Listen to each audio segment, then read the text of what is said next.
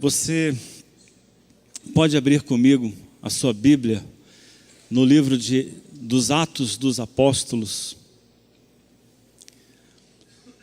o que seria a segunda parte de um livro maior de Lucas, chamado de Os Princípios do Cristianismo. A primeira parte seria o Evangelho de Lucas, que vocês conhecem, e a segunda parte seria Atos dos Apóstolos. Há quem diga que esses dois textos formariam um só bloco, nos dando uma ideia da origem da fé cristã.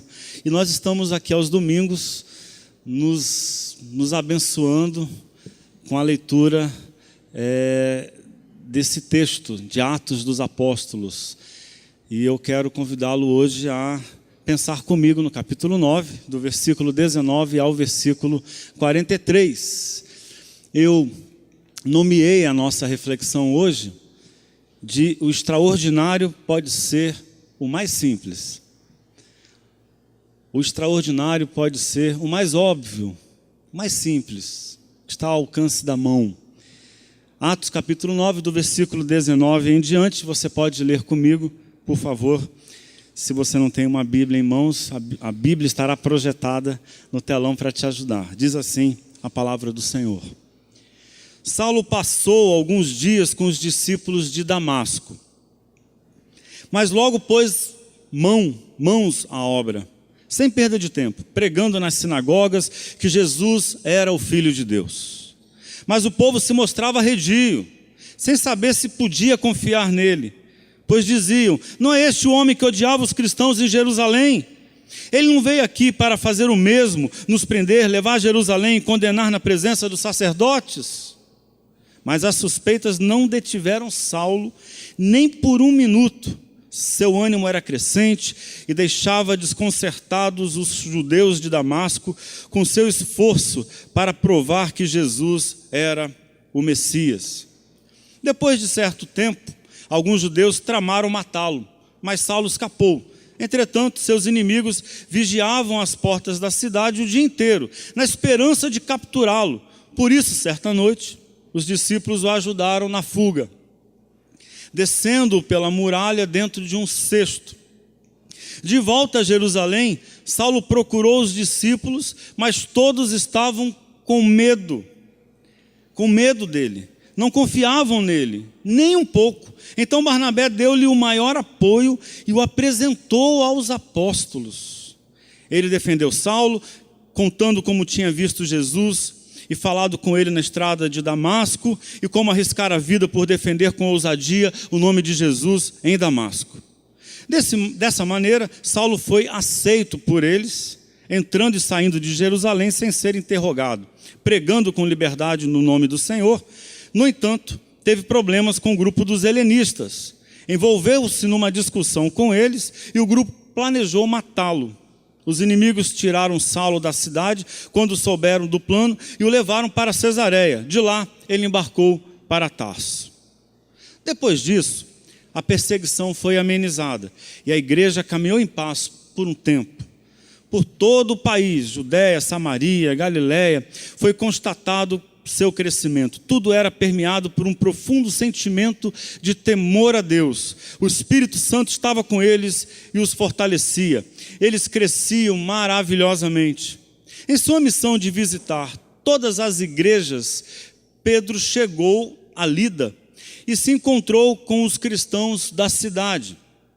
Havia ali um homem chamado Enéas. Ele vivia paralítico numa cama havia 8 anos. Pedro disse: Enéas, Jesus Cristo o cura, levante-se e arrume sua cama. O homem pulou da cama na hora. Vendo o homem andar, os habitantes de Lida e Sarona perceberam que Deus estava vivo e ativo no meio deles. Em Jope havia uma discípula chamada Tabita, ou Dorcas, nome que quer dizer gazela no grego. Ela era bem conhecida por fazer o bem e ajudar os outros. Enquanto Pedro visitava a região, ela adoeceu e morreu. Os amigos prepararam seu corpo para o funeral e o puseram numa sala apropriada. Alguns discípulos ouviram que Pedro estava nas vizinhanças de Lida e enviaram 2 homens que o convidaram a ir com eles. Pedro concordou e eles o levaram à sala em que o corpo de Tabita havia sido posto. Suas velhas amigas, na maioria viúvas, estavam chorando na sala. Elas mostraram a Pedro peças de roupa que Tabita ou Dorcas havia feito.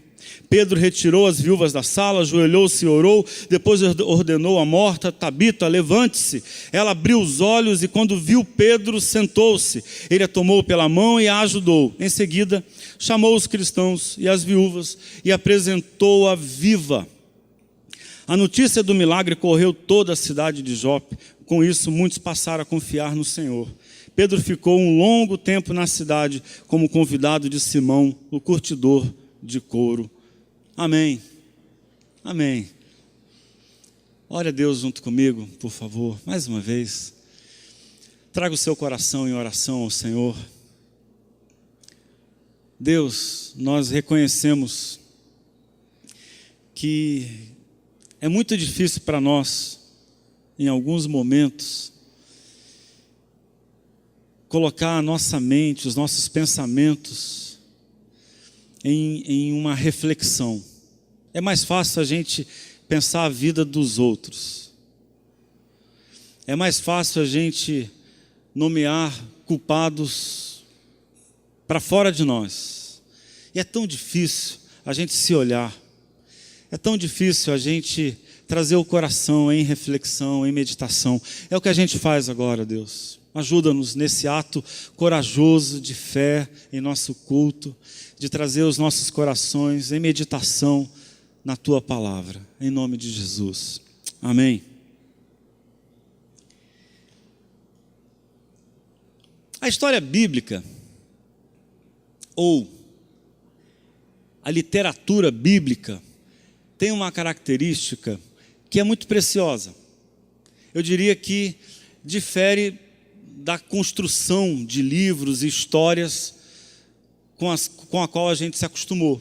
A gente está acostumado na história que tem o seu protagonista ou os seus protagonistas, e eles são com frequência exuberantes, eles tomam conta da narrativa, eles fazem desenrolar em torno deles toda a história que se tem para contar. São assim os nossos romances, os filmes, a literatura com a qual a gente está acostumado. Mas a Bíblia é surpreendente exatamente aí. É que a história bíblica, ela não se centra no que seriam facilmente os seus protagonistas. Eles existem. O protagonista é a personagem principal. E os protagonistas existem. Mas a surpresa da literatura bíblica é que o brilho, é que as manifestações mais marcantes, e eu diria cruciais no desenrolar da história bíblica, vêm de coadjuvantes. Daqueles que passam despercebidos nas histórias. Mas é com eles que a história bíblica é contada de maneira surpreendente. Eu repito, estranhamente, os protagonistas estão lá e a gente sabe dizer quem são eles. Eu faria qualquer exercício aqui fácil com vocês e vocês me diriam, por exemplo, que olhando para esses 2 recortes que eu li com vocês aqui, que os seus protagonistas são Paulo e Pedro. Não é difícil percebê-los aqui. Lucas, inclusive, promove talvez a primeira aproximação entre Paulo, que Lucas quer defender da acusação de ser um louco, agitador, e Pedro, que tinha a confiança e a autoridade dos judeus em Jerusalém. Paulo e Pedro são os grandes protagonistas dessa história. Mas o melhor dessa história, que a gente acabou de ler, não acontece em torno nem de Paulo e nem de Pedro. Acontece em torno de 2 figuras coadjuvantes. São elas que, a meu ver, Lucas deixa vazar, e que ganham força e um testemunho desconcertante para mim e para você. São com essas pessoas que a gente é capaz de se surpreender e de se encantar.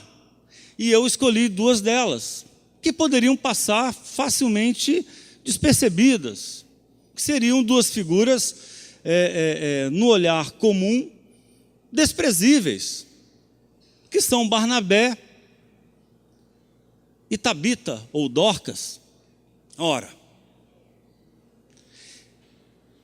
se a gente não pontua e olha para elas com atenção, elas não fariam talvez a menor diferença. Mas a minha percepção é que esse texto, o melhor dele,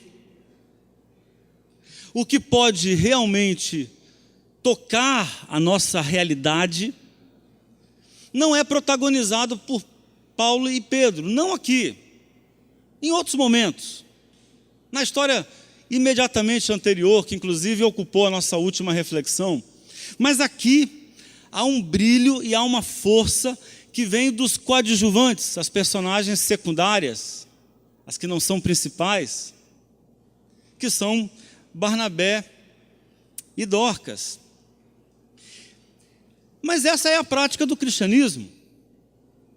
Inclusive, nós temos uma poesia que está entre as mais lindas que eu já li na minha vida, e eu amo poesia, e essa poesia, ela é feita por um profeta, o profeta Isaías, no capítulo 53, acompanhe comigo, como que ele nos mostra o jeito de Jesus chegar entre nós, se também não é dessa forma, como alguém que pode ser desprezado, que pode passar despercebido, e sendo alguém que pode passar despercebido, a surpresa é que dele vem a salvação.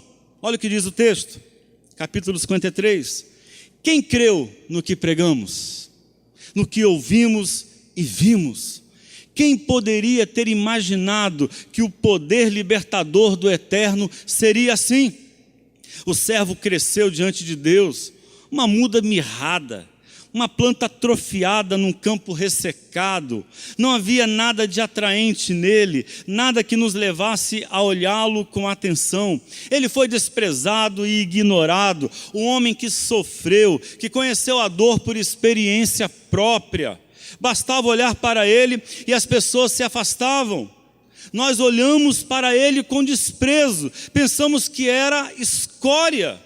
Mas o fato é que ele levou nossas doenças, nossas deformidades, tudo que há de errado em nós. Pensamos que ele era culpado de tudo isso, que Deus o estava castigando por sua culpa, mas foram os nossos pecados que caíram sobre ele, que o feriram, dilaceraram e esmagaram. Nossos pecados, ele recebeu o castigo e isso nos restaurou. Por meio das feridas dele somos curados. Somos como ovelhas que se desviaram e se perderam. Cada um de nós fez o que quis, cada um escolheu um caminho próprio, e sobre ele o Eterno descarregou todos os nossos pecados, tudo que fizemos de errado. Ele foi afligido e torturado, mas não disse uma única palavra, como a ovelha que é levada ao matadouro, ou o cordeiro para ser tosquiado. Ele aceitou tudo em silêncio, a justiça falhou e ele foi levado. Alguém de fato sabia o que estava acontecendo, morreu sem pensar no próprio bem-estar, golpeado e sangrando pelos pecados do meu povo. Eles o sepultaram com os maus e o jogaram no túmulo com os ricos. Embora nunca tivesse feito mal a ninguém, ou dito uma palavra que não fosse verdadeira, mas era o que o Eterno tinha em mente desde o início, esmagá-lo com sofrimento. O plano era que se entregasse como oferta pelo pecado, para que assim visse o fruto disso, vida, vida e mais vida, e por causa dele o plano do Eterno se realizará.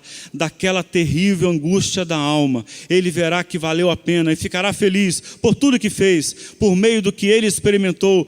Esse justo, meu servo, produzirá muitos justos, visto que ele mesmo carregou o peso do pecado deles. Por isso eu o recompensarei generosamente com o melhor de tudo, a mais alta honra, porque ele encarou a morte e não recuou, porque ele se ajuntou à companhia dos marginalizados. Ele tomou sobre os ombros os pecados de muitos e assumiu a causa de todos os culpados. E o que é formidável nessa história é que essa salvação que brilha diante dos nossos olhos vem de alguém desprezível. Essa é a surpresa. E eu diria, o caminho apontado por Deus, o caminho apontado por Deus em Jesus, não é o espetaculoso, não é o mirabolante, não é o caminho do aplauso, da evidência, do poder, da força, da ostentação. O caminho apontado por Deus é o caminho da simplicidade. A nossa salvação é essa que a gente procura, que pode nos devolver a vida, encher a vida de gosto. Essa salvação que a gente deseja, que pode nos dar sentido para existir, não vem de uma manifestação mirabolante, vem de gestos simples. São estes os gestos que eu e você podemos acessar, que cabem na nossa existência. Feito Jesus, que foi Deus cabendo na nossa história, são estas manifestações simples e concretas que podem mudar o mundo. E eu queria que a gente olhasse para esse texto, porque se Paulo e Pedro são fundamentais para a história, ouso dizer que para o reino de Deus, imprescindíveis foram os gestos mais simples e anônimos, tão desprezíveis quanto a vida de Jesus, o mais extraordinário entre nós. E eu queria puxar para o nosso coração aqui duas lições, dois olhares, um para Barnabé e outro para Tabita, e quem sabe iluminar a minha fé e a sua hoje. Eu creio nisso, em nome de Jesus. Primeiro, a gente aprende com Barnabé que enxergar graça é um exercício de coragem. Por isso eu digo, enxergar graça, quando todos insistem em ver os erros de outrora, é o princípio da salvação. Enxergar graça, quando todos só conseguem ver desgraça, quando todos só conseguem ver os erros de outrora, quando o que está na cara é mal, enxergar graça aí é o ponto de partida da salvação. Sabe, nada consegue ser mais hegemônico, abrangente, juntar a maioria das pessoas. Isso é uma hegemonia. É quando a maioria, se não todos, assumem uma postura, se submetem a um poder, né? São unânimes em uma ideia. Isso é uma hegemonia. Eu diria que nada tem mais o poder de ser hegemônico do que o heroísmo e a vilania. E essas são as duas maiores mentiras da humanidade. Nada consegue juntar mais gente do que um clima de heroísmo, do que a promoção de um herói. E também a promoção de um vilão. Igualmente. E talvez não seja mera coincidência que heróis e vilões consigam ser ideias hegemônicas. Todo mundo acredita. Um herói só tem essa força de salvador da pátria porque todos querem acreditar. A gente deseja acreditar em um herói, em alguém que é capaz de fazer o que a maioria não faz, em alguém que tem o poder de resolver os problemas que parecem insolúveis. A gente vive isso na história brasileira, na história política do Brasil. São duas coisas que a gente gosta muito nessa tumultuada história da nossa democracia, de heróis, figuras que no clamor popular ganham a capacidade convincente de resolverem os problemas da nação, os problemas da nossa vida, e os vilões, ou as vilãs, ou as heroínas, que são aqueles ou aquelas em quem nós despejamos toda a nossa revolta, e nós acreditamos que são a própria encarnação do mal. E aí eu diria novamente, talvez nada consiga juntar mais pessoas do que essa mania de heroísmo e de vilania que nós temos. E essas são as duas maiores mentiras da humanidade. Nós precisamos de um herói porque não queremos o trabalho lento, instável e cheio de contradições de resolver os problemas. Resolver os nossos problemas é trabalhoso, é instável, é demorado, e nós preferimos os atalhos, aqueles que parecem ter habilidades que a maioria não tem, eles são preferidos por nós, mas é uma mentira, porque eles não existem. Os heróis são uma mentira útil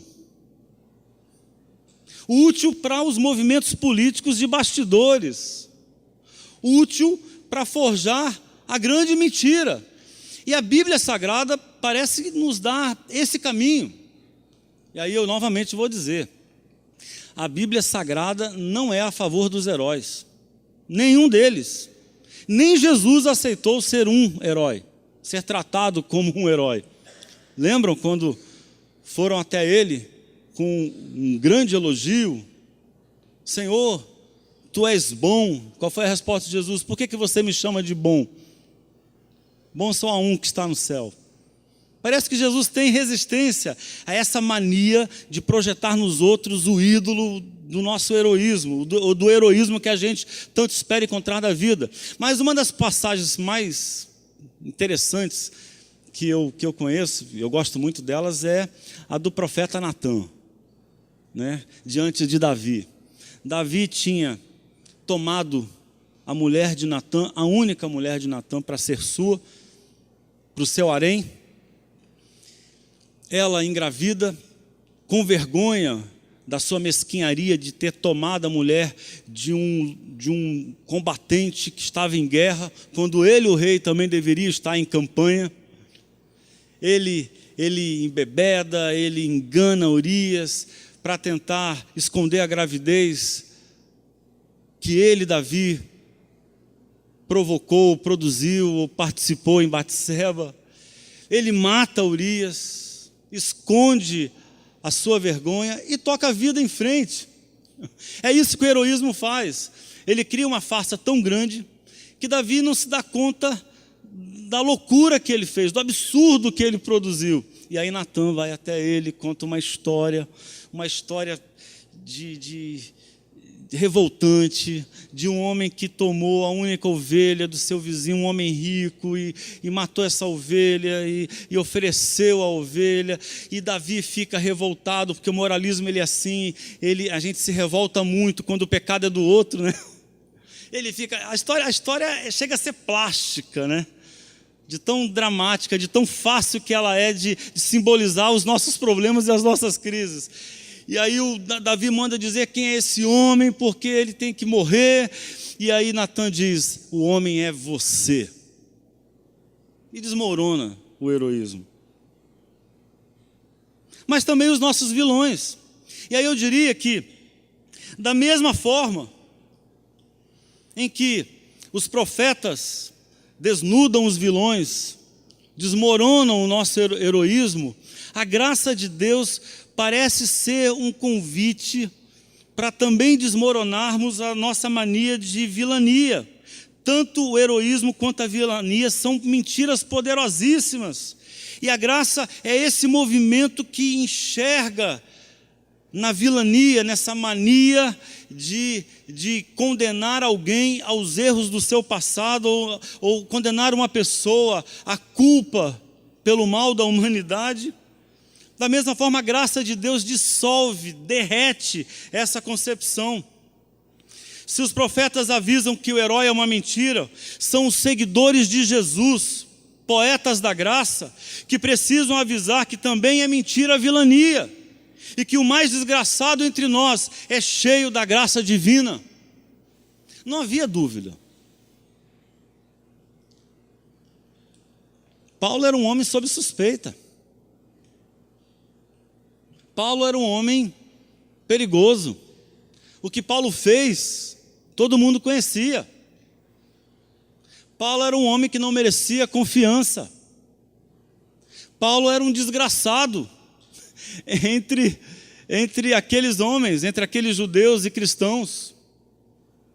Não tinha espaço para ele. E aí vem Barnabé, e Barnabé desconfia da desgraça. Barnabé consegue quebrar o padrão da vilania, porque ele suspeita da vilania. E porque ele suspeita da vilania, ele consegue ver o que ninguém está vendo. Parece que é disso que eu e você precisamos hoje, sempre. Precisamos de uma dose poderosa de desconfiança das nossas vilanias, do nosso hábito de condenar as pessoas aos erros que elas cometeram, ou de reduzir as pessoas aos seus erros. Por que Barnabé vê graça em um vilão? Porque não acredita em vilania. Ele consegue enxergar que Paulo é mais que os erros que cometeu.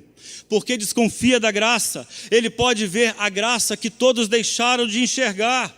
E aí eu quero dizer para vocês que ninguém vê a graça divina sem antes aprender a desconfiar da desgraça humana. Eis o poder da graça de Deus entre nós. O poder da graça de Deus entre nós é essa coragem que nós precisamos, e essa sensibilidade que Barnabé parece ter, de olhar para as pessoas e desconfiar das condenações,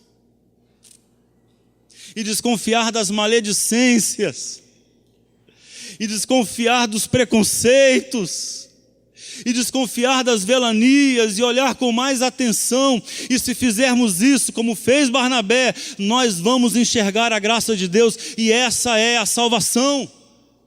A salvação está ao alcance dos seus olhos.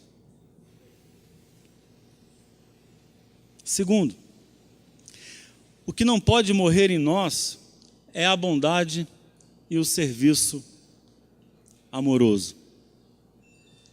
A história de Dorcas precisa ser lida antes, para a gente não se perder aqui num delírio coletivo, o que não é muito difícil de acontecer num ambiente religioso.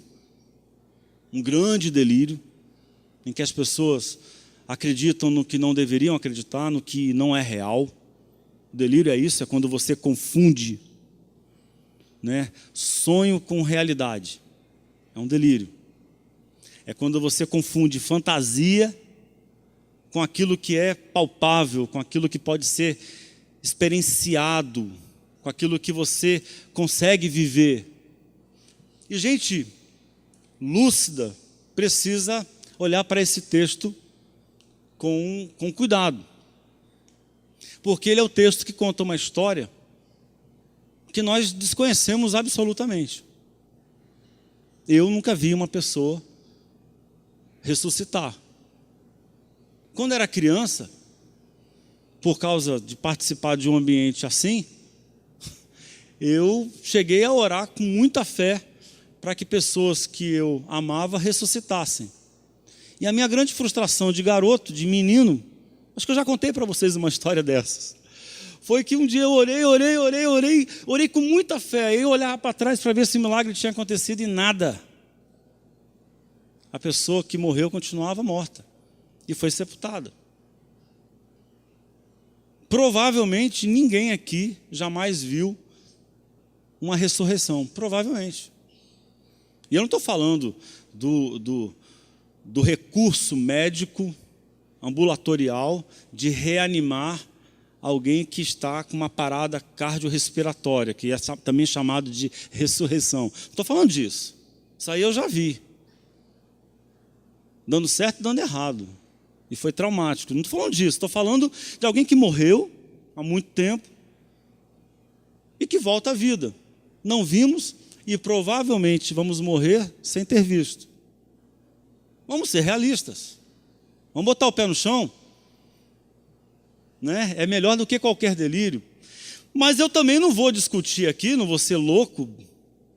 E aí eu diria, ao tentar não delirar, eu me tornar aqui pretensioso, antipático e de muito mau gosto, e talvez um grande equívoco dizer que não aconteceu. A história diz que foi assim, que essa mulher ressuscitou. Mas essa não é uma história para a gente imitar. Vamos concordar com isso, irmãos, em nome de Jesus, que a gente não vai imitar Pedro e vamos sair por aí orando por gente que morreu para ressuscitar? Não vamos, vai ficar feio. Eu já vi isso acontecer e foi muito feio. Gente adulta trazendo um transtorno enorme. Se você chega no velório de uma pessoa querida que você ama, num clima delicado, difícil, aí levanta alguém e começa lá a orar e tentar botar de pé a pessoa que morreu, o que você faz? Você tira a pessoa dali imediatamente, repreende ela, para com isso. Você enlouqueceu? O que você está fazendo? Você está ferindo suscetibilidades, trazendo mais dor ainda para quem já está sofrendo. Mas, se a gente não vai imitar essa história, na perspectiva de fazer alguém ressuscitar, eu diria que há algo aqui que a gente precisa imitar, que é o jeito de viver dessa mulher, que foi reivindicada. Essa mulher viveu com tal intensidade, essa tal de Dorcas, Tabita, Gazela, viveu com tanta beleza, com tanto valor. Essa mulher era tão importante para as pessoas à sua volta, que a vida dela foi reivindicada. Isso não acontecia com frequência. Se você ler a história bíblica, você vai concordar comigo de novo. Não é comum as pessoas pedirem oração para que quem morreu seja ressuscitado. Não é comum, nem na história bíblica. Mas essa mulher viveu com tamanha intensidade que a vida dela foi reivindicada. E eu diria que a sua ressurreição foi uma reivindicação não caprichosa de alguém que era querida.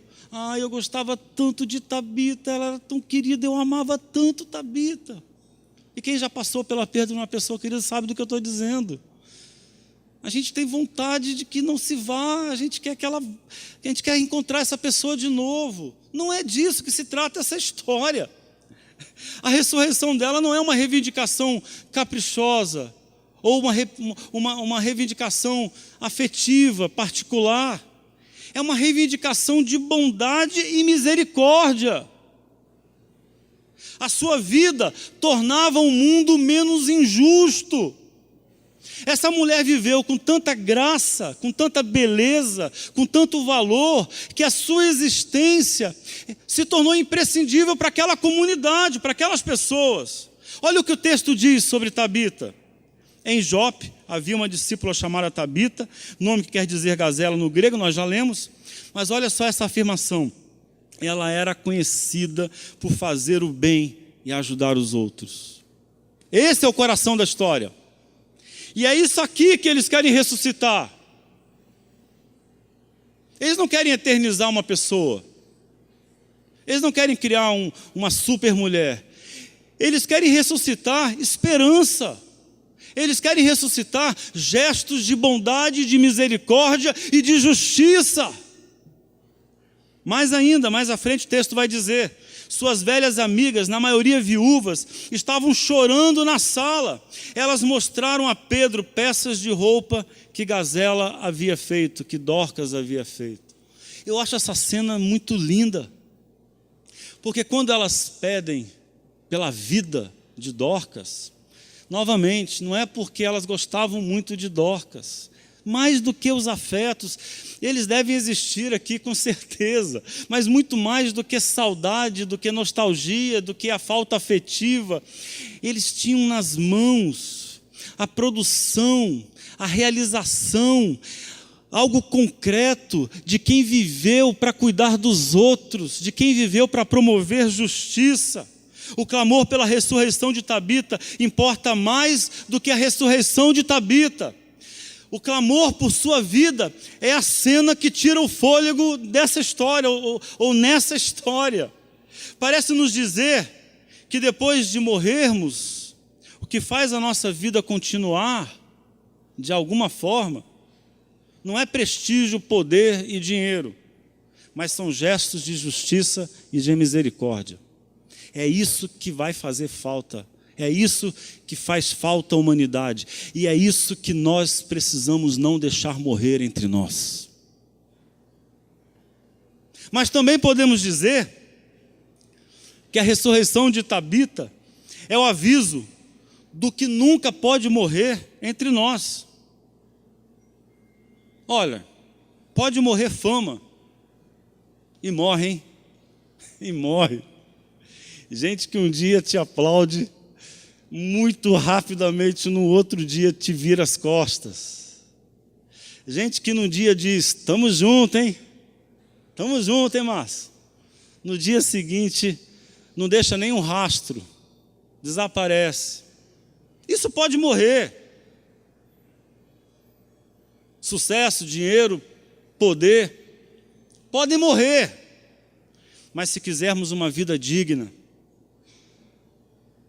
uma vida que vale a pena, uma vida bonita, se quisermos uma vida boa, uma bela vida, nunca poderá morrer a misericórdia, o serviço amoroso e a justiça. E se morrer, a gente tem que ressuscitar essas coisas em nome de Jesus, porque o mundo precisa disso. Você quer ficar em pé junto comigo em oração?